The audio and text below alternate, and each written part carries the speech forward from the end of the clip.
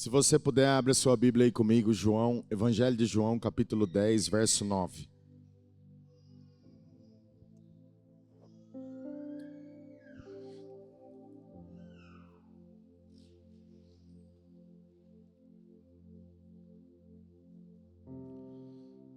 Evangelho de João, capítulo 10, verso 9, diz assim. Vou pedir para você só acompanhar esse comigo, depois você não precisa mais mexer na Bíblia, vai passar tudo aqui no telão. A gente vai ganhar tempo e você só ouça e enxerga aqui. Eu sou a porta. Se alguém entrar por mim, será salvo. Entrará e sairá e achará pastagem. Pai querido, em nome de Jesus, te agradeço por sua graça, pela revelação da sua palavra. Te agradeço pelo grande mestre, o Espírito Santo, que nos ensina toda a verdade. Eu peço que a mente de Cristo esteja presente nesse momento. E o Senhor tire toda a carnalidade, mentalidade humana. E a mente do Espírito venha fluir sobre nós. Ajuda-nos a compreender as verdades do Evangelho, para que a gente possa viver de modo digno do Senhor. Possamos viver de modo digno do Senhor. Obrigado, Pai. É o que eu te peço e te agradeço no nome bendito de Jesus. Amém e amém. Há um tempo atrás, eu estava na minha casa e pastorear a igreja nem sempre é essa mil maravilhas que todo mundo imagina que é. Ou algumas pessoas, quando chegam no ministério, olham para o ministério e falam: não, o ministério está tudo pronto, está tudo organizado, está tudo muito bom. Mas por trás de uma igreja, tem tanta coisa acontecendo, tanta coisa assim. Se você pudesse ter acesso a alguma delas assim, você ia talvez falar assim: essa não foi a vida que eu escolhi. Hoje talvez eu consiga entender um pouco por que quando Jesus começou a ensinar, a falar sobre servir, dar a vida, deixar tudo, fez com que Judas Iscariotes escolhesse um outro tipo de vida. Porque quando ele viu mesmo que a vida do evangelho não era aquilo que ele esperava, ele falou: não quero isso para mim. Dos apóstolos, tirando Lucas, que veio depois e era um médico, daqueles que Jesus chamou, ele, talvez Mateus, que foi cobrador de impostos, bom, Mateus veio depois, mas eram os únicos estudados. O resto foram tudo pescadores, homens simples, lavradores, que cuidavam de coisas simples. E aí quando ele viu aquilo que Jesus pediu, ele falou: eu não quero isso para mim. E mudou a rota da sua vida e acabou perdendo aquilo que ele tinha de mais precioso. Mas há algumas semanas atrás, eu estava na minha casa e senti com o meu coração muito apertado. Existem alguns momentos na vida de um pregador que não é todo mundo que você encontra que você pode abrir o coração e falar de coisas que você está sentindo. As pessoas hoje parece que olham para os pregadores e imaginam que a vida deles é diferente das pessoas que estão sentadas aí embaixo. Que para ele tudo vai bem, que ele é um cara que vive sossegado, que tem todo mundo em volta dele fazendo isso e aquilo. E na verdade não é nada disso. A gente passa por problemas como qualquer outras pessoas, tem os mesmos sentimentos, enfrenta as mesmas batalhas e às vezes até maiores, piores do que você imagina. A gente precisa abrir mão de coisa que nós não gostaríamos, nós gostaríamos de usufruir, de poder fazer, mas por causa do evangelho, para não escandalizar as pessoas, por causa da fé do corpo de Cristo, a gente acaba renunciando muita coisa para que outros possam viver na verdade. Mas nesse tempo eu estava com o coração muito apertado, com tanta coisa para resolver, eu preciso falar com tanta gente, eu preciso alinhar tanta coisa, eu preciso acertar tanta coisa, porque quando eu olho o alinhamento do céu em direção à horizontal, isso toma conta da gente. Por mais que você queira dizer: olha, deixa como está, Deus vai cuidar. Não, não é assim que funciona. Nós somos um ministério sério e queremos fazer a vontade de Deus. A gente não está aqui para brincar. O evangelho não é uma coisa que você opta por você viver ou não. O dia que você conheceu, não tem outra escolha. Ou você vive, ou você vive. Não tem jeito. A não ser que você queira voltar para trás. Ele diz, olha, minha alma não tem prazer para aqueles que voltam para trás. Mas quando você toma uma decisão de dizer para Jesus, olha, a minha vida é sua, eu estou disposto a entregá-la, eu estou disposto a te servir, estou disposto a caminhar com o Senhor. É como se você tivesse dado a chave da sua vida na mão dele para que ele pudesse fazer com você aquilo que ele teria para você. Aleluia? E nesse tempo, naqueles dias eu estava orando no Espírito Santo, me tranquei no quarto e fiquei horas e horas trancado e chorando e orando no Espírito. E o Senhor me mostrou algo muito forte sobre a porta. Quando a gente fala assim para Jesus, é muito mais forte do que a gente imagina, do que simplesmente vir no altar, entregar a vida para Ele e dizer assim, olha, a minha vida agora é sua. Por trás dessa entrega, por trás dessa confissão, existe uma renúncia, existe um caminhar, uma estrada tão longa a ser perseguida, que talvez se a gente tivesse noção do caminho, a gente talvez não entraria nela. Mas a gente só, às vezes, fica com a parte boa da coisa. E de fato, o Evangelho, ele é o poder de Deus na face da terra. Ele é o poder de Deus para todo aquele que crê. Aleluia! Quando eu falo para Jesus, eu quero te servir, eu quero te aceitar, eu estou entregando a minha vida para Ele. E eu tomo a decisão de passar por essa porta. Quando Jesus disse, eu sou a porta, é como se você estivesse saindo de um lado e entrando em outro. Tivesse acesso a algo que você nunca viu, nunca imaginou. Ou que você nunca esperava que acontecesse. Por exemplo, se eu fosse pensar na minha vida 30 anos atrás, eu nunca imaginaria que estaria no púlpito da igreja. Há 29 anos atrás eu estava me drogando, eu estava saindo, eu estava fazendo um monte de coisa por aí que eu não tinha noção do que era a minha vida. Eu nunca imaginei que um dia eu pudesse estar instruindo alguma pessoa a se aproximar de Jesus, a entrar no reino de Deus, a viver coisas invisíveis da forma como estou fazendo hoje. Como talvez você que está aí hoje está vivendo coisas maravilhosas do Evangelho, fazendo coisas para Deus que você nunca imaginou que faria.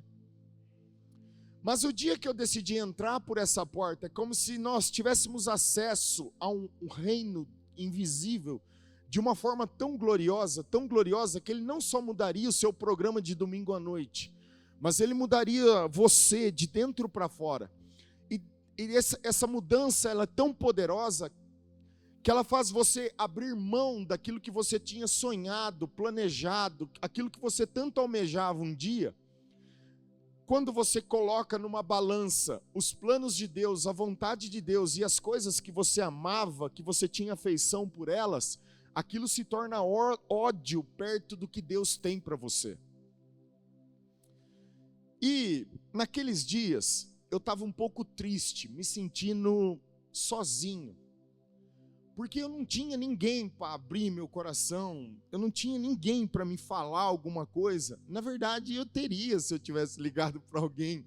Mas sabe quando você não encontra dentro de si, cara, é um sentimento que bate na gente. E é como se você se sentisse sozinho nessa caminhada. E você fala assim, Deus, e agora? E aí o Senhor começou a me ensinar que, quando você lê Mateus capítulo 7, fala que a porta que dá acesso à vida é uma porta estreita, e são poucos os que entram por ela.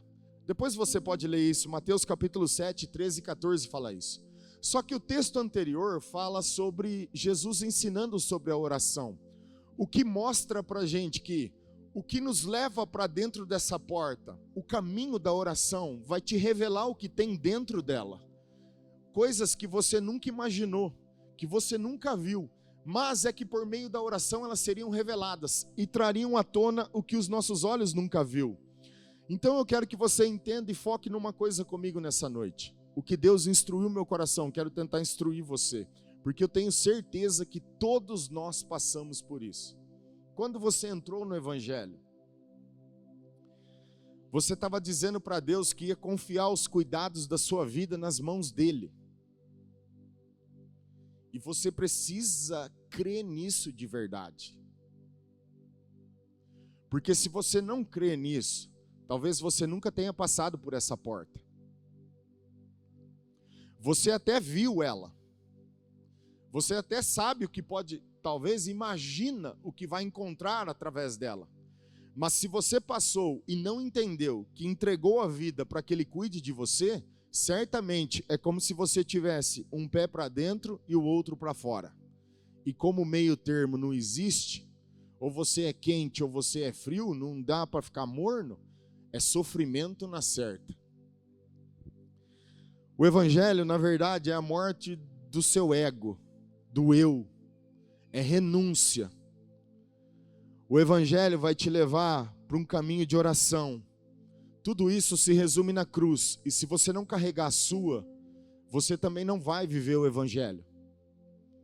O Evangelho não é essa coisa confortável e gostosa que está todo mundo falando por aí nas mídias sociais. Eu gostaria de te dizer isso. Eu gostaria de te dizer que o Evangelho é aquela vida maravilhosa de felicidade, aquela vida que você olha nos pregadores glamurosos e diz, é isso que eu quero servir a Deus. É porque a gente olha a parte boa dos hotéis, das viagens, do avião, mas não olha o choro, o jejum, a lágrima, as pedradas, não olha as necessidades, a gente não olha essa parte. E eu vou te mostrar por quê. Essa é a razão de Deus ter me ensinado. E o Evangelho se resume nisso, na cruz. Amor, perdão, renúncia. Você vai ter que abrir mão, cara. Não tem como. Se a gente não fizer isso, a gente não vai entender. E por outro lado, eu quero que você entenda. Tudo que você imaginou que encontraria do outro lado da porta, que seria um caminho maravilhoso, né? Que nunca teria problemas, nem sempre vai ser do jeito que você imagina. Você vai ter problemas. Você vai ter desconforto. Você vai ter dores. Você vai sentir angústias. Você vai ter que passar por isso. E eu te digo, se alguém disser para você que você não tem que passar por isso, esse não é o Evangelho de Jesus. Se alguém disser para você que a vida no Evangelho é aquela coisa que você nunca mais vai ter problema e não vai ter que lidar com esse tipo de coisa, esse não é um Evangelho verdadeiro. Afinal de contas, a gente quer estar preparado, mas não quer ser forjado. A gente quer estar pronto, mas não quer passar pelos processos. A gente quer ver as mudanças, mas não quer que o processo se instale. Sabe a coisa da metamorfose da borboleta ou da libélula? É a larva que nasce na lama, na água e se transforma dentro de um casulo. Mas é uma larva primeiro. E ela vive em alguns ambientes que ela nunca terá acesso se não se tornar uma borboleta. Aí, quando ela se fecha no casulo, talvez esse é o momento mais difícil, de escuridão, que você se sente sozinho. Não tem ninguém para você abrir o coração. Às vezes você se sente solitário. E você fala, Deus, onde você está? Mas é nesses momentos que ele começa a transformar o espírito. Transformar o caráter. Mostrar de verdade a sua mão sobre nós. E aí, quando você sai desse momento de escuridão, do tal do casulo, você sai outra coisa. Você sai muito mais forte, transformado do que você era. Só que você precisa se submeter ao processo de transformação. Aleluia! Bem, semana passada eu citei Deus tinha falado comigo algumas semanas atrás. Eu falei de Maria, o dia que o anjo apareceu para ela, não vou ler o texto, vou ganhar um pouco de tempo, eu quero ler o texto de 2 pessoas, mas eu quero citar Maria aqui. O dia que o anjo apareceu para Maria, disse assim, você é uma mulher favorecida. o seu ventre se tornará um ventre de salvação. Você dará à luz a um homem e ele salvará a humanidade. O seu nome será Jesus. Imagina, Maria, quando recebe a palavra de Deus é sempre mais alta das coisas que imaginamos. Ela está além do que a gente pensa. A gente tenta racionalizar, entender com a mente, mas é impossível. E Maria está pensando naquela hora, como é que eu posso estar grávida ou gerar alguma coisa quando eu nunca tive um relacionamento humano? Presta atenção, para que Cristo seja formado em vós, a necessidade não é de uma relação humana. Para que Cristo seja formado em vós, existe uma necessidade de um relacionamento divino. A gente quer que Cristo seja formado em nós, a imagem do Deus vivo, ou que Ele transforme o nosso íntimo, a sua imagem, nós nos tornando amigo das pessoas. Eu andei em muitos lugares, Deus me deu a oportunidade de conhecer vários homens de Deus, e conheci homens poderosos, na época que eles estavam no auge. Eu tive a oportunidade de ver o que eu devia fazer e o que eu não deveria fazer. E Deus um dia foi muito claro comigo. Numa dessas conferências estava acontecendo um negócio e aconteceu um fato numa reunião. No meu espírito, eu senti um negócio tão ruim, assim, tão ruim, que Deus disse assim: Alano, eu te deixo estar perto deles, para que você veja o que você pode fazer e o que você não deve fazer. E eu entendi naquele dia. Só que em torno dessas reuniões, tinha sempre gente que queria estar perto do pregador famoso. Sabe quando que é seu amigo? Nós recebemos alguns deles aqui. Um deles se aproximou de mim e disse assim: cara, coloca o nome do seu ministério assim. Eu digo, não. Ele falou, mas por quê? Porque foi Deus que falou para mim que ia chamar Ministério Cristo em Vós. Aí ele falou assim, então segue em frente.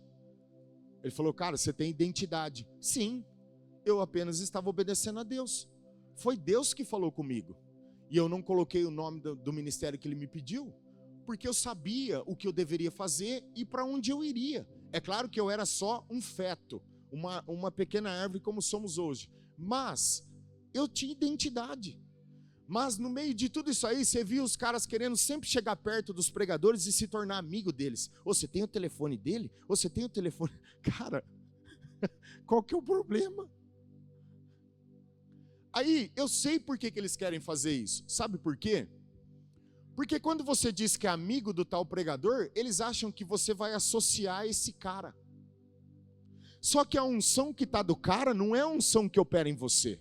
Eles acham que tudo opera por osmose. É osmose? É isso mesmo? É isso? Acho que é, né? Transferência assim, pum. Eu só vou andar junto que acontece. Pum. Assim, ó. E não funciona assim.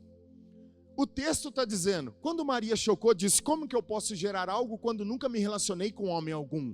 Aí o anjo diz assim, o Espírito do Senhor está sobre vós, descerá sobre ti o Espírito Santo, e por meio dele você dará a luz. Então entenda, nesse exato momento, o anjo falou a parte boa da coisa. Ó, você vai gerar um filho, ele vai ser o salvador do mundo, e por conta dele, as pessoas serão livres do pecado. Ok, mas o anjo não falou a parte de que Maria passaria, que talvez, se ela pensasse, o custo seria muito alto.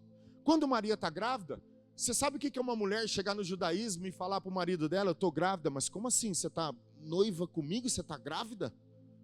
Como que é isso? No judaísmo ela teria sido ela teria sido considerada adúltera. Poderia ter sido expulsa de casa, rejeitada. Essa é a primeira coisa que ela passou. Teve que enfrentar a questão de ter que ser sujeita a ser adúltera. A segunda coisa, quando ela está caminhando com o bebê, ela precisa dar luz, ela não encontra um lugar para poder dar luz e a criança nascer. Sabe o que é você carregar o sentimento de rejeição? Na verdade, Deus sempre teve dificuldade em acessar a humanidade. Por quê? Porque nós sempre rejeitamos a Deus. A gente fala de coisas que a gente não entende, porque Deus quer vir toda hora, mas quando Ele quer mesmo fazer, a gente faz igual o jovem rico. Olha, acho melhor não, porque Deus sempre teve dificuldade em ser recepcionado pela humanidade, mas Ele nunca desistiu por conta do seu amor. A terceira coisa que Maria passa, ela tem que sofrer uma fuga, porque quando Herodes quer matar os meninos até 2 anos, ela diz, foge para o Egito. Agora ela tem que caminhar para o bebê numa terra longínqua, diferente de tudo que ela vivia, sem saber onde ia dar, mas ela tem que fugir. Então, no processo de formação de Cristo em vós, você vai passar por coisas que você nunca desejou, que você nunca esperou, você nem almejava isso, você nunca imaginou que sofreria esse tipo de coisa. Mas o fato é porque algo está sendo gerado em você. E se eu e você não entendermos isso, Cristo nunca será formado em nós, a esperança da glória. Nós nunca seremos forjados no fogo, mas nós queremos ser homens e mulheres de Deus. Eu quero falar sobre 2 caras que passaram momentos difíceis na vida, mas que souberam entender isso. O primeiro deles é Jeremias. Jeremias capítulo 15, verso 15, acompanha aqui no telão comigo. Tu, ó Senhor, o sabes, lembra de mim, ampara-me e vinga-me dos meus perseguidores. Não me deixes ser arrebatado, por causa da tua longanimidade. Sabe que por amor de ti tenho sofrido afrontas? Achadas as tuas palavras, logo as comi. As tuas palavras me foram gozo, alegria para o coração, pois pelo teu nome sou chamado, ó Senhor dos Deus dos exércitos. Nunca me assentei na roda dos que se alegram, nem me regozijei. Oprimido por tua mão, eu me assentei solitário, pois já estou de posse das tuas ameaças. Porque dura minha dor continuamente, e a minha ferida me dói, e não me admite cura. Serias tu para mim como ilusório ribeiro, como águas que enganam? Sabe, o ofício às vezes é dolorido. Quando eu olho para Jeremias, ele é chamado do profeta chorão. Sabe que Jeremias profetizou 40 anos na Babilônia e não viu quase nenhuma das suas profecias se cumprirem. Sabe por quê? Porque elas estão se cumprindo hoje. Eu pergunto a você, se Deus te chamasse para servir no ministério, e você servisse durante toda a sua vida, e nunca visse os frutos daquilo que você fez, você estaria disposto a servir a Deus nessa ocasião? Olha para Abraão.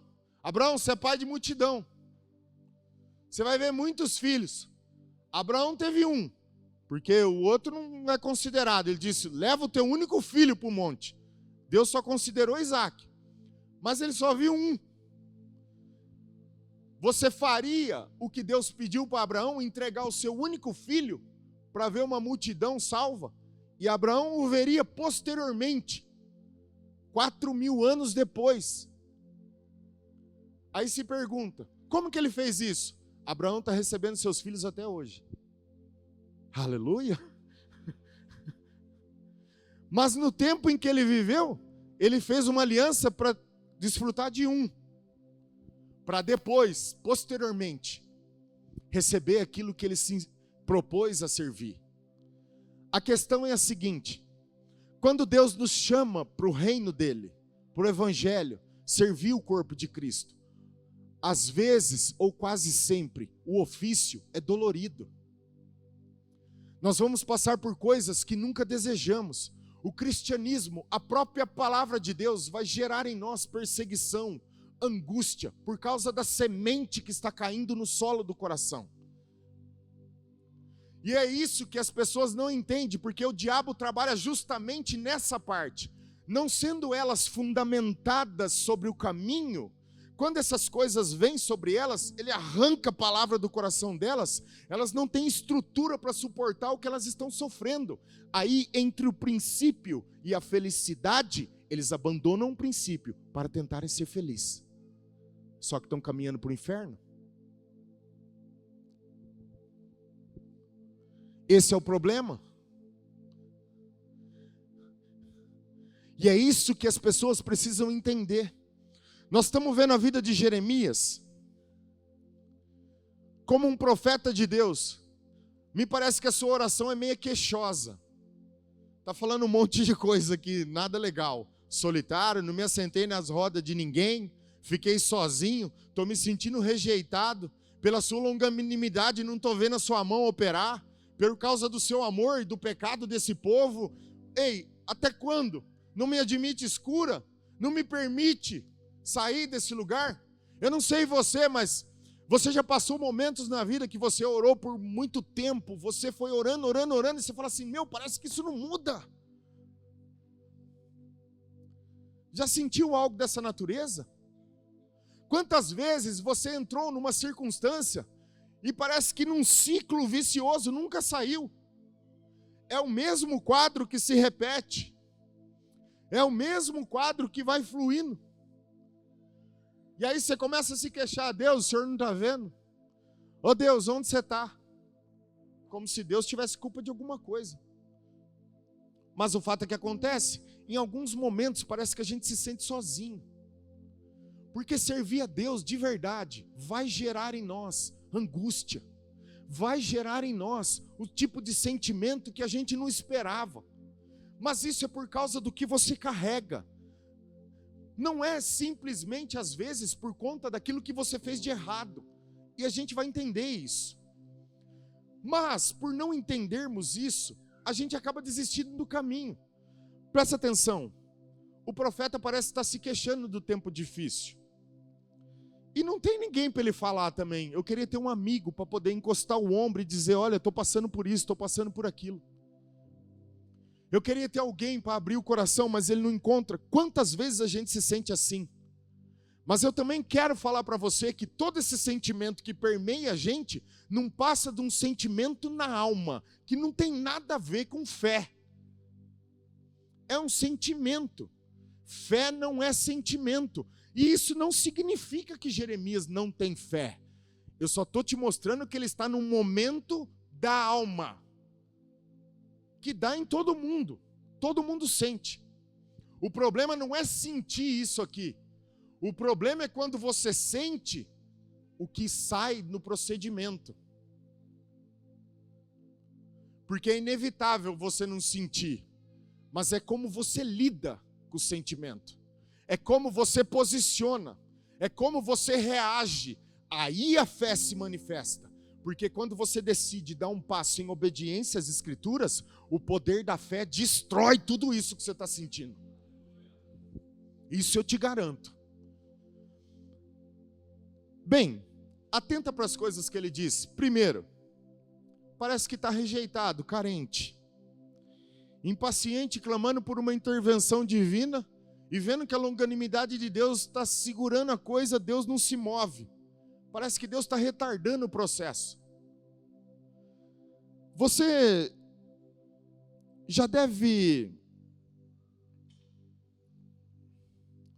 ter falado para Deus coisas dessa natureza, do tipo, ô Deus, o Senhor me chamou ou me pediu para fazer isso, e agora eu estou passando por isso. Como que é isso? Já teve alguma reação dessa natureza? Deixa eu te dar um outro exemplo. O apóstolo Paulo, por exemplo, está querendo ir para a Ásia, Atos capítulo 16. Ele tem uma visão, vai para Macedônia. Quando chega na Macedônia, Paulo está preso e levando uma surra dentro do calabouço. Paulo tinha todo o direito de fazer que nem Jeremias. Ô Deus, como que é isso? O Senhor me aparece numa visão e pede para mim ir num lugar, e agora eu estou preso levando uma surra? Como assim? Não é aquela sensação que a gente tem de que, ô Deus, o Senhor me disse que quando eu fosse salvo, a minha vida seria diferente. Ele só não falou o que você encontraria depois da porta. De fato, ela foi diferente. Ele só disse para você que você seria salvo, que Ele estaria com você todos os dias. O que você encontraria depois, você ia descobrir lá. Você já se sentiu assim? É o caso de Jeremias. Segundo, parece que ele afirma estar solitário, nunca se assentou em roda de escarnecedores, deixou de se alegrar. Eu poupei a minha vida, eu renunciei um monte de coisa, de me divertir, de ter prazer, simplesmente para estar sofrendo esse tipo de coisa agora. É isso que ele está falando para Deus. Me parece um tipo de justificação. Sabe quando você justifica para Deus? Oh Deus, eu tenho feito tudo certo. O que está acontecendo? Você é diferente dos outros? Jesus fez tudo certo e passou por tudo que passou, você é diferente dele? Eu não contei aqui o dia que o pastor falou para mim, eu te garanto uma coisa, um dia você vai ter um traidor. Eu falei, como assim? Isso eu te garanto. Todo mundo tem um traidor na vida. Eu falei, você está brincando comigo? Você não tem uma palavra melhor? Ele olhou para mim e falou assim, se Jesus teve um traidor, por que você não pode ter? Você é diferente dele? Você é melhor do que ele? Eu digo, não. Então você também vai ter um. Porque são esses caras que te forjam. São esse tipo de coisa que trabalha em você. É esse tipo de coisa que move o seu íntimo e revela o que você tem, o que você carrega. É esses comportamentos que manifestam o que somos. Porque quando tudo está muito bem, ir à igreja e ser crente naquela hora é tudo muito fácil. Mas quando alguém pisa no seu calo, te deve alguma coisa, fez coisas contra você, aí você mostra o que você carrega. O tipo de cristianismo que nós estamos vivendo hoje é um cristianismo balela, da boca para fora. A gente vive a mensagem aqui, ó, parece um papagaio repetindo um monte de coisa, mas não tem nada no espírito. O evangelho tinha que ser vivido na prática, com temor, com zelo, e você tivesse que meditar no coração em todo o procedimento, cada passo que você ia dar na vida, cada atitude, cada gesto que você ia fazer, você tinha que meditar no coração e fazer, Deus, o que o Senhor quer que eu faça? Não, sabe o que a gente faz? Primeiro a gente faz, blá, quebra tudo, e diz, Deus, onde o Senhor estava? Eu fiquei lá atrás, porque você decidiu ir sozinho, eu nunca te pedi para fazer isso. Você sabe por que Deus não se interfere no casamento em relação a homem e mulher? É a única coisa que o apóstolo Paulo diz assim, se você vai casar, casa com alguém que professa a mesma fé que você. Por quê? Porque senão você vai ter problema. Se você nasceu de novo, você vai almejar as coisas do reino. Se a outra pessoa não tem nova natureza, você vai ter problema. Ela vai querer ir para lugares que você não frequenta, que você não quer ir. Aí você sabe por que Deus não interfere? Porque se o casamento não dá certo, a primeira pessoa que você recusar, Deus, você não falou que me deu ele ou ela? Ele vai fazer assim, ó, foi você que escolheu. Isso eu não me movo. Agora, depois que você entrar na aliança, aí eu entro. Aí ele vem. Aí você tem poder para mudar as coisas. Debaixo de uma aliança, tudo pode acontecer. Agora, você vai passar por coisas que você não deveria passar. É fato. Jeremias parece estar sofrendo, que a coisa é dolorida. Além de sofredor, parece que está irado com Deus. Por que eu estou te dizendo isso? Porque quando você lê o primeiro capítulo de Jeremias, o livro parece promissor. Eu te chamei para profeta às nações, e onde você for, eu irei com você. As minhas palavras estarão na sua boca. Deus, mas eu sou só uma criança. Não importa. Vá, abra a sua boca e profetiza às nações. O início do livro é promissor, só que Deus não falou para ele o que teria depois. Falou a parte boa. Por quê? Porque quando você passa pela porta, você vai descobrir quem ele é. E você precisa passar por essas coisas. Não fuja delas. Você não pode fugir dos processos. Deus está forjando o seu caráter. Deus está simplesmente refinando o seu espírito. Ele está fazendo de você um homem e uma mulher forjada na fé, no fogo, para que você aprenda e conheça o pastor da sua alma de verdade.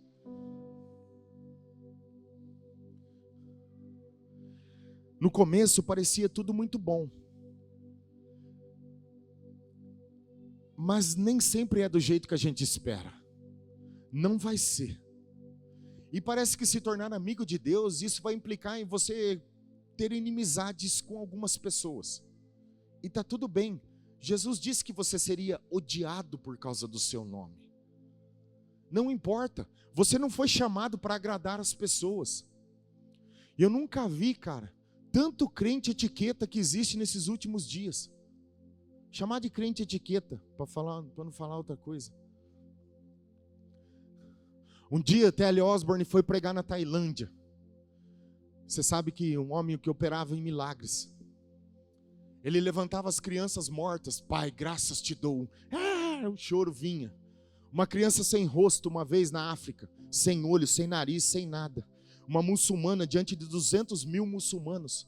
Trouxe a criança para T.L. Osborne e disse: se o seu Deus é o Deus que você está falando, olha o meu filho como ele nasceu. Ele disse: me dê aqui. Pai, graças te dou, porque sempre me ouves. Foi rasgando a cara da criança assim, ó. O olho foi saindo, o nariz, a boca. E ela foi formada, o rosto perfeito. Ela se tornou uma criança perfeita. Ele foi pregar na Tailândia, 800 pessoas reunidas. Sabe, na Tailândia é budismo. Você não pode falar de Jesus. Se você falar de Jesus, você está preso. T.L. Osborne pregando 800 pessoas, 28 cadeiras de rodas. Não aconteceu nada, absolutamente nada. Ele voltou para o quarto do hotel, fez uma oração e disse: Deus, o que aconteceu? Onde eu estive, o Senhor sempre se revelou tudo. Deus olhou para ele e disse: eu disse para você pregar o Evangelho. Você explicou o Evangelho. Pregue o Evangelho. Prega o Evangelho. Porque o Evangelho é o poder de Deus para todo aquele que crê. Sabe o que nós estamos fazendo? Nós estamos preocupados em explicar para as pessoas como é que é, com aquele jeitinho, para ela poder entender. Ai, tem que ser assim, para ela não se magoar, para ela não se... Nós estamos fazendo isso. Estamos muito parecidos com Eva, olhando o fruto, vendo que era bom e agradável aos olhos. Ela queria conhecer o que era bom, o que era mal. Nós estamos assim. Eu estou querendo conhecer o que é certo, o que é errado, o que eu posso, o que eu não posso. Crer no Evangelho. Creia no Evangelho. Coma do Evangelho. Você vai saber o que você pode e o que você não pode. Não fica buscando explicação onde Deus pediu para você aceitar como uma criança. Ah, mas se eu falar isso, ele não vai querer. Deixa eles. Se eles correrem, eles não vão correr de você, eles vão correr do Evangelho. Lembra Jesus pregando, então, e todo mundo indo embora? Se vocês não comerem da minha carne, do meu sangue, vocês não têm parte comigo. Todo mundo começou a dar as costas e ir embora. Opa, agora ele está chamando nós para uma coisa mais profunda. Olhou para os discípulos e disse: vocês querem ir também? Jesus não ficou indo atrás deles lá: ai, volta aqui, por favor, vem aqui. Não, ele não fez isso. Por quê? Ou você ama a Deus ou você não ama. Ou você serve a Deus ou você não serve. Não é Deus que tem que vir atrás de nós, somos nós que temos que ir atrás dele. Nós estamos condenados, não era ele. E o seu amor vem em busca de nós o tempo todo. Em todo tempo Deus deveria ficar lá e o homem se arrepender em busca de Deus, mas não. Nós somos tão duros, de dura cerviz, que o amor de Deus desce para ir buscar os homens. O tempo todo. Nós precisamos mudar isso. Nós não estamos aqui para agradar as pessoas. Nós estamos aqui para viver o poder das Escrituras. E se a gente não crê, elas não vão funcionar. O que Jeremias está dizendo é que tudo parecia ser promissor. No começo foi uma maravilha. Ele seria um profeta poderosíssimo. Mas Deus nunca disse para ele o que ele enfrentaria. Por quê? Porque quando você passa pela porta, existe um mundo a ser descoberto lá atrás. Só que é nesse lugar, é nesse momento que você conhece o Deus que chamou você. Quando você disse, Jesus, eu te aceito, eu te recebo, você deu um passo para dentro da soleira e entrou no reino de Deus. Você estava confiando a sua vida, os cuidados da sua vida nas mãos dele. Ele é o anfitrião agora. Ele vai se preocupar em como suprir você, em como cuidar de você, em como mover você na direção que você tem que ir. Aleluia! Por último, ele fala uma coisa aqui que mexe comigo. Você nada mais é para mim do que um oásis no meio do deserto, uma miragem. Em outras palavras, é como se você não fosse nada. Olha o que Jeremias está falando para Deus. Parece que o Senhor é um oásis para mim, uma miragem à distância no deserto. É como se você não fosse nada. Vou dizer uma coisa para você e falo no espírito agora. Tem um monte de gente sentindo isso aqui há muito tempo. Ó. Isso eu falo no espírito. Tem muita gente aqui dentro desse prédio que está sentindo exatamente a frase de Jeremias. Para mim, você parece uma miragem. Porque faz tanto tempo que você não sabe o que é sentir o toque dele, ouvir a voz dele, por falta de relacionamento, de entrega, de devoção, por falta de oração. A vida está engolindo, você está cuidando de outras coisas, menos dele, e aí está se sentindo assim. Só que ele nunca te deixou. Deus, ouvindo a oração de Jeremias, depois de ouvir a oração dele, convida para que ele possa ouvir as suas palavras e rever o que ele falou. Parece que Deus faz um convite para ele, vem aqui um pouquinho. Faz um check-up em tudo que você me disse. Reveja as palavras que você me disse. E ele chama Jeremias para restabelecer algumas prioridades para que ele possa mudar a perspectiva que ele está. E olha o que acontece, verso 19. Portanto, assim diz o Senhor. Jeremias 15, 19. Se tu te arrependeres, eu te farei voltar e estarás diante de mim. E se apartares o precioso do vil, serás a minha boca. E eles se tornarão a ti, mas tu não passarás para o lado deles. O que parece é que Deus, primeiro, depois de Jeremias ter feito tudo isso, ele fala assim, ó, se você se arrepender, escute, se queixar diante de Deus é pecado. Lamuriar diante de Deus é pecado. Atribuir a Deus coisas que Ele não está fazendo é pecado. Sutilmente a gente faz isso o tempo todo. Primeiro, ele chama Jeremias ao arrependimento, para que ele possa rever o que ele tinha falado aqui. E diz assim, ó, eu te farei voltar. O que nos dá a ideia de que parece que por conta dos sentimentos que regem a mente de Jeremias naquela hora, os distanciaram da presença de Deus. O que faz eu entender que Jeremias não está andando no espírito nessa hora, mas ele está se movendo segundo o sentimento. E aí Deus está dizendo assim, ó, eu te farei voltar. E então estarás diante de mim. O que me parece que Jeremias estava um pouco longe. E ainda Deus diz assim, se apartares o precioso do vil. Escute, você precisa separar o que é precioso e o que não é, o que é inútil. Lembra quando Elias está restaurando o altar do Senhor?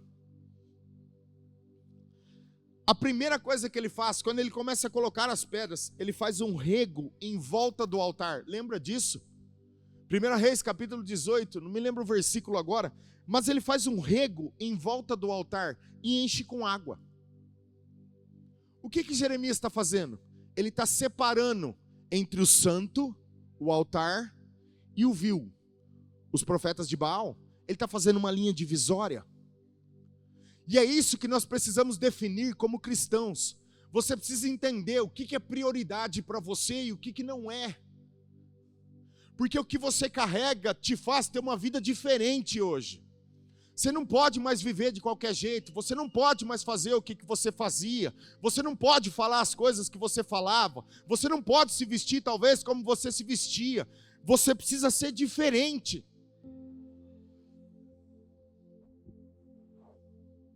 Eu preciso separar o precioso do vil. E se eu não me arrepender hoje, se eu não me converter hoje, eu corro o risco de frequentar a igreja 50 anos e ir para o inferno. Nossa, pastor, você fala de inferno? Falo, porque não se prega mais juízo final no púlpito. Não se prega arrependimento. Ah, mas por quê? Porque eles têm medo que as pessoas vão embora. Foi a mensagem mais poderosa de Jonathan Edwards. Pecadores nas mãos de um Deus irado. E ela nem é tão assim, né? Mas naquela época foi poderosíssima. Os chãos parece que se abriam, as pessoas com medo seguravam no pilar da igreja. Eu tenho que ser claro com você. Porque eu quero que você viva o evangelho como ele é. Eu não quero, como disse o apóstolo Paulo, chegar no final da vida e desferir soco no ar, deixando de vos anunciar os desígnios de Deus. É responsabilidade dos pregadores anunciar todo o desígnio de Deus.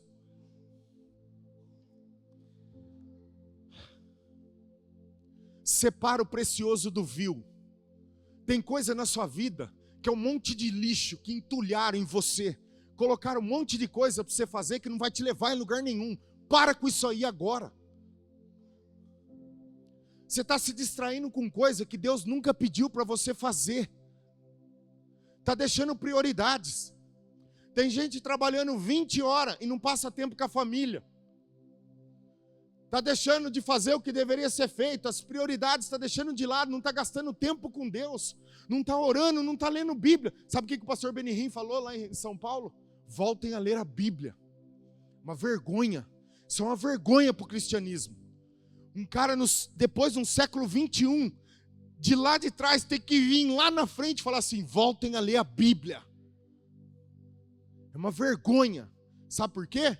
Porque de fato os crentes não leem a Bíblia. Por favor, pondera o que eu estou dizendo, não é generalizando. É claro que tem muita gente que se entrega aqui na meditação da palavra. Em todos os lugares na face da terra, mas eu estou dizendo, ele está chamando. Sabe o que os pregadores fazem hoje? Se eu contar para você, você não vai ficar feliz. Eu vou contar. Eu tenho que vos anunciar. A praga do chat GPT aí, da IA. Tem gente tirando pregação da IA. Ah, mas por quê?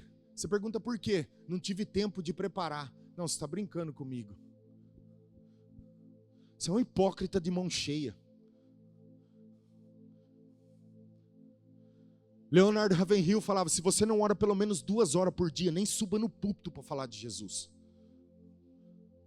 Porque não tem nada para falar. Mas estão fazendo isso. Porque sempre o caminho mais fácil. Sabe aquele jeito brasileiro que eu falei aqui uma vez? Nós somos brasileiros. O brasileiro vive na lei de Gerson. Sabe a lei de Gerson, a lei da vantagem? Tudo tem que ter vantagem. Se eu vou fazer um negócio com você, eu tenho que ganhar em cima de você. Eu tenho que sempre pensar que eu tenho que me dar bem. Eu não posso ficar por baixo.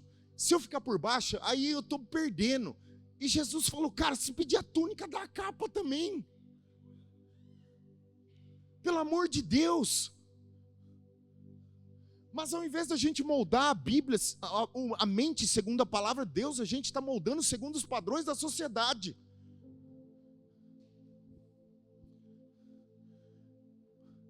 Voltem a ler a Bíblia. Separa o precioso do vil. Seja lá o que você esteja fazendo, que está te fazendo perder coisas que são preciosas, volte e restaure aquilo. Não continue, porque lá na frente você vai ver um buraco pior. Se você está fazendo coisas que está fazendo você perder coisas eternas, pare agora. Restabeleça as prioridades. Coloque Deus no centro e faça aquilo que Jesus te pediu.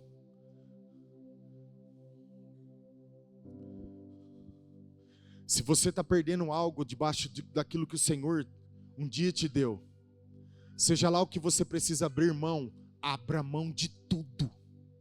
De tudo. Mas não perca aquilo que Deus te deu.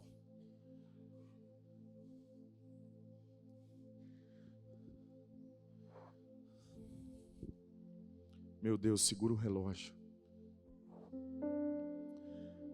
Permita que eu siga um pouco mais. Deixa-me falar um pouco do apóstolo Paulo.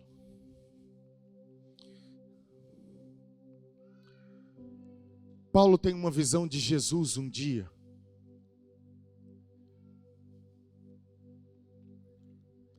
E ele não é o mesmo cara depois dessa visão. De um assassino a um apóstolo. Numa fração de segundos. Eu não me lembro agora se foi Norvel Reis que diz, ou Tom Cheney. Em 30 segundos, na presença de Deus, presta atenção, 30 segundos, numa manifestação de Deus, Deus pode fazer em você o que você não conseguiu fazer na força a vida inteira. Em 30 segundos.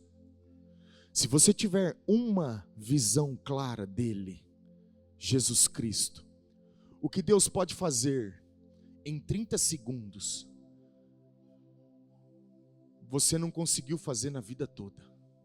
Paulo tem uma única visão de Jesus e ele não é o mesmo cara. Ele tem uma experiência tão profunda que a partir dali ele se torna outra pessoa. Mas olha que interessante. Paulo sente o desejo de servir a Deus, mas Deus não fala para ele do que ele passaria. Ele fala para Ananias. Quando Ananias está passando em Atos capítulo 9, Deus vai e se manifesta a ele. No versículo 13 a 15, Deus fala para Ananias o seguinte: vai até Paulo e ora por ele, porque para mim ele é um vaso escolhido, e eu vou mostrar para ele o que é padecer pelo meu nome. É interessante que Paulo tem uma experiência com Jesus, é a parte boa, a visão de ter visto o Salvador. Mas sobre o padecer e sofrer por causa do seu nome, ele fala para Ananias. Se Paulo talvez soubesse o que ele encontraria depois da porta, talvez ele nunca teria entrado no ministério. Mas ele aceita a chamada. E a partir daqui ele tem um senso de propósito. Gálatas capítulo 1, verso 15 diz assim: quando porém ao que me separou antes de eu nascer, e me chamou pela sua graça, aprouve revelar seu Filho em mim, para que eu pregasse entre os gentios, sem detença, não consultei carne e sangue. Assim como Maria, Paulo também carregava algo do céu agora. E a responsabilidade de proteger aquilo. Por que eu estou te dizendo isso? Presta atenção. Quando você entrou no reino de Deus, você passou pela porta, a nova natureza de Cristo entrou dentro de você, ele plantou uma semente aí. E essa semente tem que ser cultivada todos os dias. Sabe, é como plantar uma planta. Você lança uma semente na terra, você tem que adubar a terra, preparar, regar todos os dias, e conforme ela vai crescendo, cada dia você vai aguando e adubando, até que ela se torne uma árvore grande e frutífera. O que você carrega de Deus, a semente que ele plantou em você, e Pedro chama ela de uma semente incorruptível, ela tem a mesma necessidade de ser cultivada. Pastor, como você pode dizer isso? Juízes capítulo 13, verso 3, acompanha aqui comigo. Apareceu um anjo do Senhor a esta mulher. Ele disse: eis que és estéril e nunca tiveste filho, porém conceberás e darás à luz a um filho. Agora, pois, guarda-te, não bebas vinho ou bebida forte, nem comas coisa imunda, porque eis que tu conceberás e darás à luz a um filho cuja cabeça não passará navalha, porquanto o menino será nazireu, consagrado a Deus desde o ventre da sua mãe, e ele começará a livrar Israel do poder dos filisteus. A mãe de Sansão se engravidou daquele que livraria Israel do poder dos filisteus. Mas olha que interessante, quando ele planta uma semente nela, a instrução dele é: ei, a partir de agora, a sua vida não pode mais ser a mesma. Por quê? Porque você carrega algo do céu. Você precisa entender isso.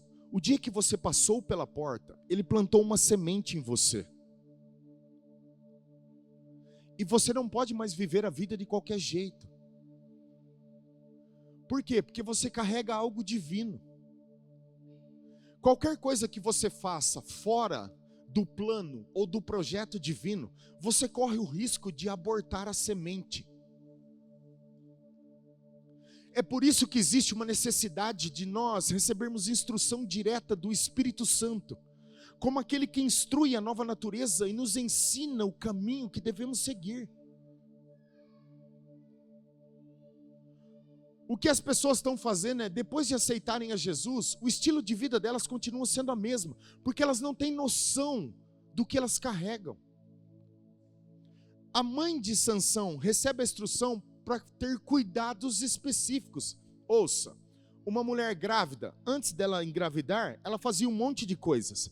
Conforme o seu corpo vai mudando, entenda, a mulher grávida começa a se transformar de dentro para fora. O feto vai sendo gerado, o seu corpo vai mudando, o seio cresce, o quadril abre, a barriga cresce. Se ela corria 20 quilômetros, agora não vai correr mais. Se ela dava mortal, carpado, não sei o que, agora não vai fazer mais. Por quê? Porque ela carrega algo do céu. Existem algumas instruções específicas para que a semente não seja prejudicada. E como cristãos, você precisa proteger a semente que Deus colocou em você.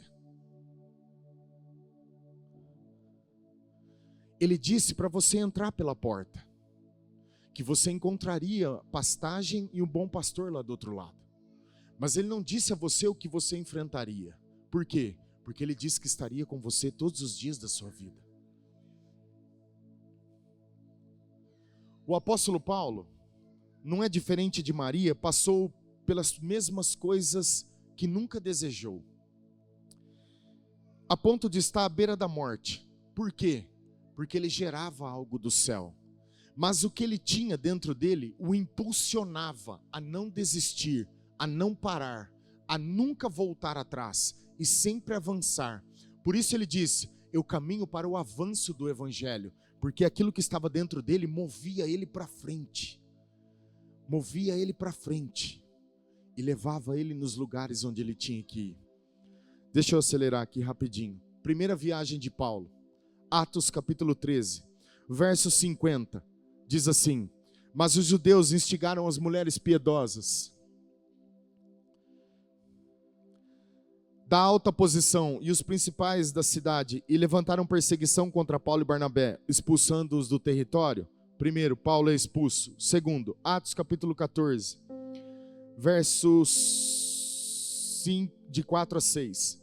Mas dividiu-se o povo da cidade, uns era pelos judeus, outro pelos apóstolos.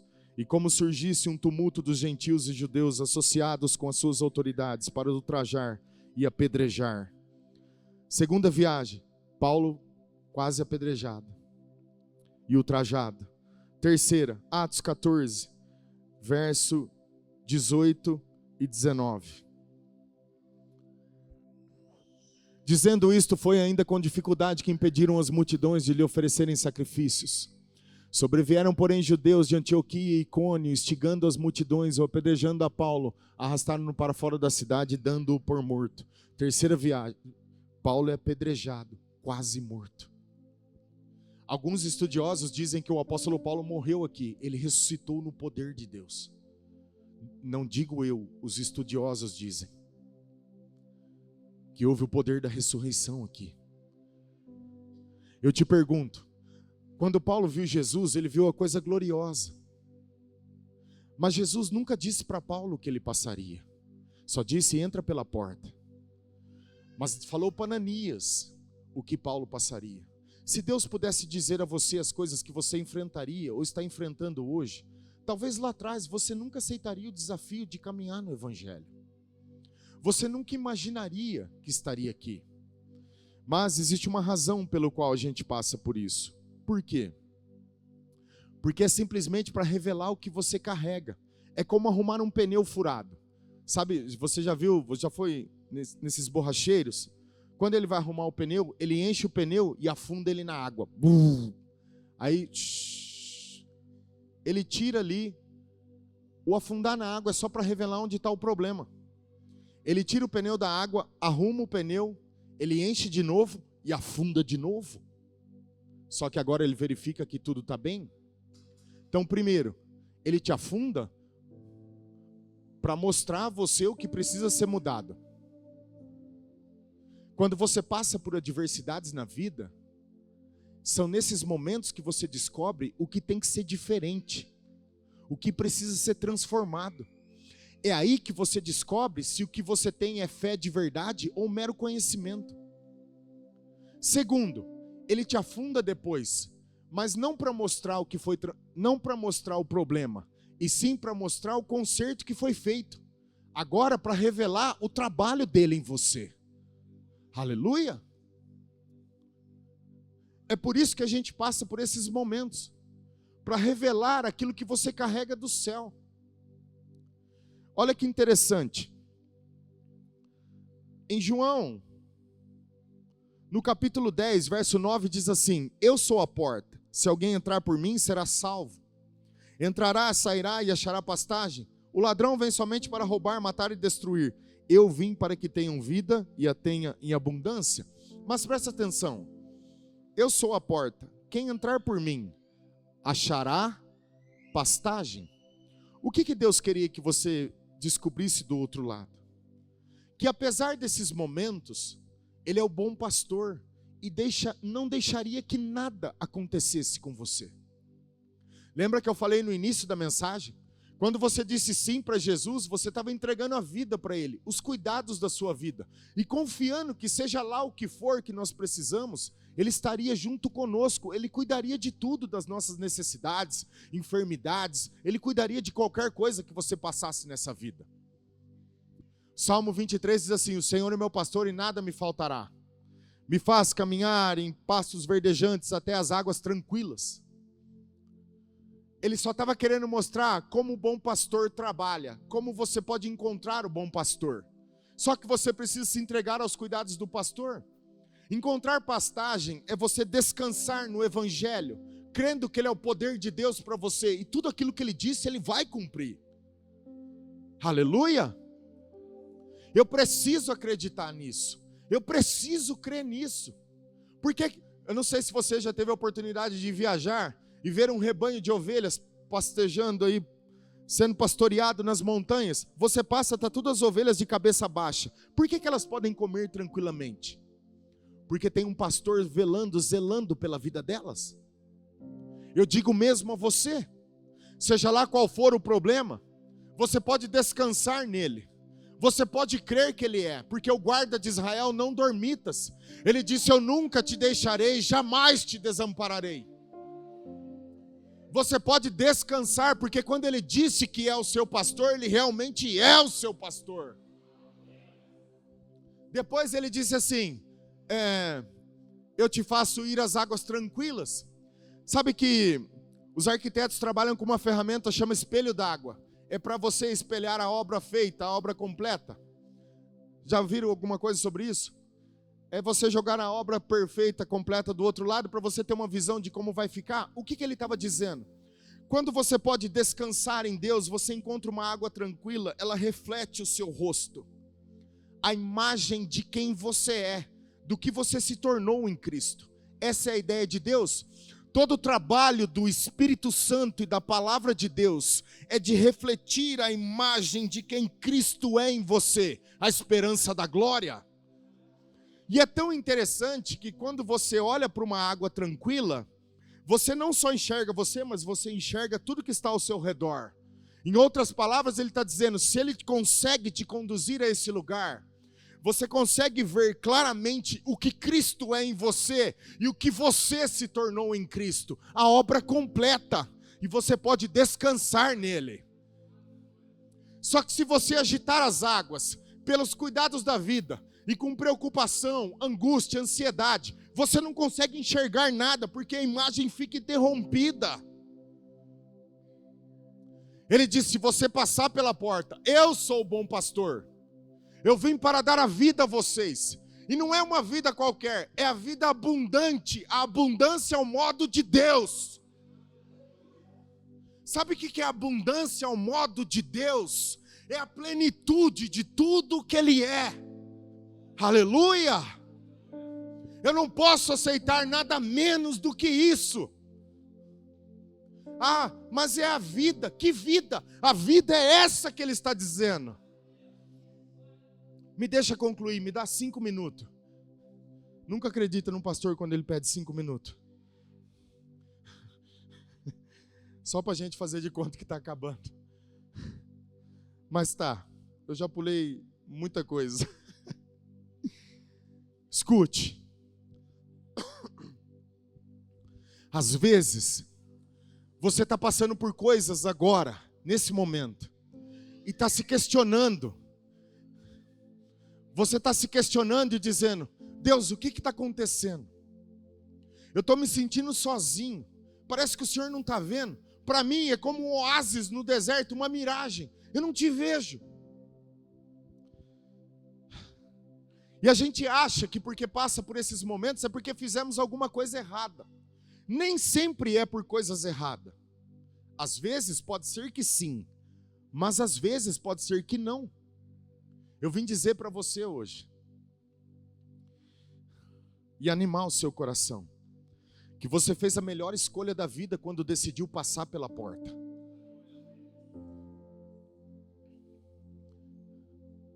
Ele garantiu para você que estaria com você todos os dias da sua vida.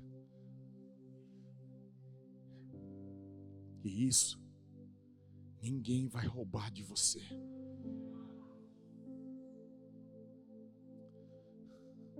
Paulo disse assim: eu sou perseguido, porém não desamparado.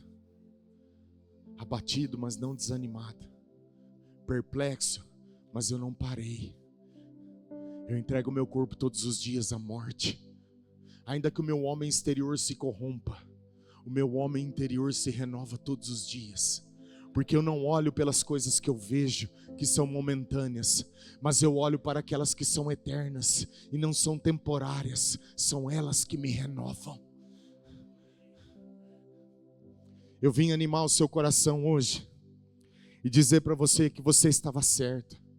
Você não errou quando disse: Jesus, eu quero te servir.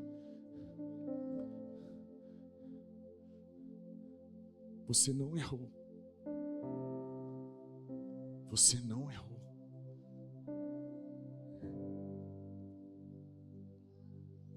Só não pare. Você não pode parar agora. Você não pode desistir agora. Se você chegou até aqui, foi porque a boa mão do Senhor te trouxe. Você precisa lutar pelas coisas que valem a pena. Você precisa lutar pelas coisas que um dia vai apresentá-las. Coisas que têm valores, que o dinheiro não compra, que o status social não te leva. Coisas que realmente valem a pena. Mateus 10, 8 e 9 diz: curai os enfermos, ressuscitem os mortos. Expulsem demônios, de graça recebeste, deem de graça. Vocês não vão se prover de ouro nem de prata. Isso fala de um poder liberado por trás da porta, destinado àqueles que decidiram servir a Cristo. Tem um poder deliberado para você lidar com tudo isso que você está passando. Um dia os discípulos entraram numa tempestade, eles ficaram desesperados e disseram: e agora? Jesus estava chegando. Como a ideia que eles têm é: será que ele não se preocupa com a gente? Não, ele estava vendo lá de longe. Ele está vendo tudo que você está vivendo, tudo que você está passando. Ele nunca deixou de estar presente. Eu só preciso entender que isso não é o que me move. O que me move tem que ser as suas palavras. O que me move tem que ser a fé. O que me move tem que ser o poder, a voz do Espírito Santo. Quando o bom pastor quer nos conduzir a esse lugar, ele estava dizendo em João: as minhas ovelhas conhecem a minha voz e elas me seguem. Mas no versículo 28 ele diz assim: vocês não creem porque não sois das minhas ovelhas. A ovelha do Senhor conhece a voz dele. ouve a voz dele, sabe para onde ele está indo, sabe onde ele quer que você chegue. Você precisa se aproximar dele. Não dá para viver mais longe. Desculpa, agora eu estou quebrado. Não dá para viver mais longe dele. Fica indo de culto em culto. Sabe, a gente vem aqui, ouve uma boa palavra, quando chega a semana é aquele mesmo fracasso, aquela mesma sensação, aquela mesma coisa que parece um ciclo vicioso. Não pode mais ser assim. Ele disse, ele é uma fonte eterna, uma fonte jorra água nova todos os dias. Sabe, tem algo novo todos os dias. Tem água viva todos os dias. Ele disse, eu darei água ao descedentado, eu darei alimento àquele que tem fome. Ele disse, vinde a mim, aprendam de mim, saibam que sou manso e humilde. Não dá mais para viver desse jeito. Efésios capítulo 4, 30 diz, não entristeçais o Espírito Santo. Isso tem a ver com caráter. Por quê? Porque você carrega algo do céu. Não entristeçam o Espírito Santo. Ele é a única coisa que você tem de preciosa nessa vida. Não entristeçam o Espírito Santo. Ele é a terceira pessoa da Trindade morando dentro de você. E a segunda coisa, em 1 Tessalonicenses 5,19, não apagueis o Espírito. Se o não entristeçais tem a ver com caráter, o não apagar o Espírito tem a ver com poder. Tem a ver com algo sobrenatural. O que Paulo está nos ensinando? Ei, vocês iam lidar com sobrenatural toda hora. Sobrenatural toda hora. Eu termino aqui. No processo de... Gente, olha aqui para mim. No processo de formação de Cristo em vós, a esperança da glória, você vai passar por coisas que você nunca imaginou, que você nunca esperou. Mas por quê? Porque você recebeu algo do céu e Cristo está sendo formado em você. Isso não significa que você errou. Por que eu estou te dizendo isso? Ele te falou no início a parte boa, mas ele não falou sobre as coisas que passaríamos. Por quê? Porque ele queria que você conhecesse o bom pastor, que tem a vida abundante, e que no final de toda essa carreira, tudo isso valeria a pena. Maria ouviu sobre o Salvador que ela carregava, mas não ouviu sobre o que ela sofreria depois. Ela veria o seu filho morrer na cruz, mas no fundo, valeria a pena, porque depois ela o veria ressuscitando dos mortos e salvaria a humanidade. O apóstolo Paulo, um vaso chamado para levar o evangelho aos gentios e a toda a terra. Deus disse para ele, Paulo, vai pregar o evangelho. Mas nunca falou que Paulo passaria. Mas Paulo descobriu o bom pastor no meio do processo. Ele disse, a sua graça me basta. E no final da sua carreira, ele viu que valeu a pena. Porque até hoje se prega as cartas que ele mesmo escreveu, e nós aprendemos Cristo através dele. Eu vim dizer para você hoje, seja lá o que você esteja passando, não pode se comparar ao que você vai ver lá na frente. Vai valer a pena. Lute por coisas que valem a pena.